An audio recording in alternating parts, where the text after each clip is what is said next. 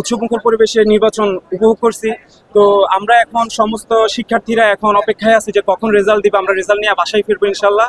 তো আর যারা এটা বর্জন করছেন সেটা এখন তো তাদের ব্যক্তিগত বিষয়, they can practice their democracy, তাদের ওই জায়গাটা রয়েছে। কিন্তু তাদের বর্জনের বিষয়টার কারণে যে পুরা জাকসু নিয়ে যে প্রশ্নবিদ্ধ করার যে ইঙ্গিত বা তারা যে চাচ্ছে এটা পুনরায় সংগৃহীত হোক, এটা তো আবার মানে হয় না। জিনিসটা কেমন দেখায়, প্রত্যেকটা স্টুডেন্ট আসছে দীর্ঘ 33 বছর পরীক্ষা অপেক্ষার পরে তারা ভোট দিছে। তো আমরা চাই আমাদের এই ভোটটা যথাযথ মূল্যায়ন হোক, আমরা এটার খুব তাড়াতাড়ি এটার রেজাল্ট আশা করছি। এটা তো খুব অনলাইনে দিয়ে দিচ্ছে, যারা অপচেষ্টা করছে বা যারা এটাকে বর্জন করছে তারা হয়তো কোনো জিনিস দেখাইছে যে তারা কেন বর্জন করছে।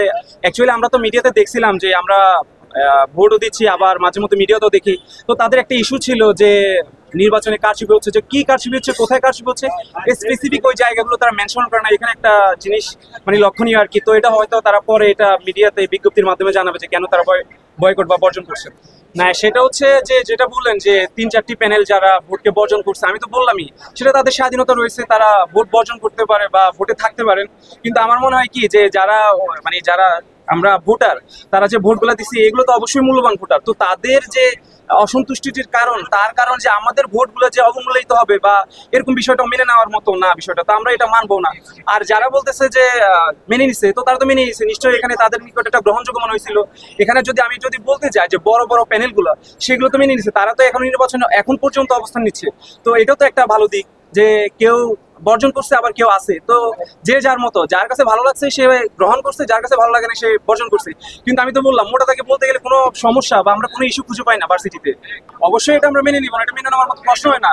কারণ এখানে প্রায় 12,000 স্টুডেন্ট ভোট দিছে।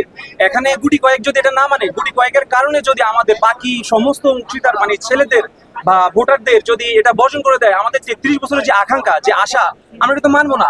আমরা আমাদের রেজাল্ট যাবো না, আমরা এখানে রেজাল্ট পাওয়ার আগ পর্যন্ত এখানে অবস্থান করব এবং রেজাল্ট পাওয়া ছাড়া আমরা এখান থেকে এক মুহূর্ত কোথাও প্রলুপ্ত না। একটু আগে আমরা দেখলাম যে একটা দল থেকে মানে কয়েকজনকে নিয়ে মানে মিছিল টাইপের ইয়ে করতেছিল। তো অনেকে অনেক জায়গা থেকে মানে এটা অস্থিতিশীল অবস্থা তৈরি করার চেষ্টা করতেছে।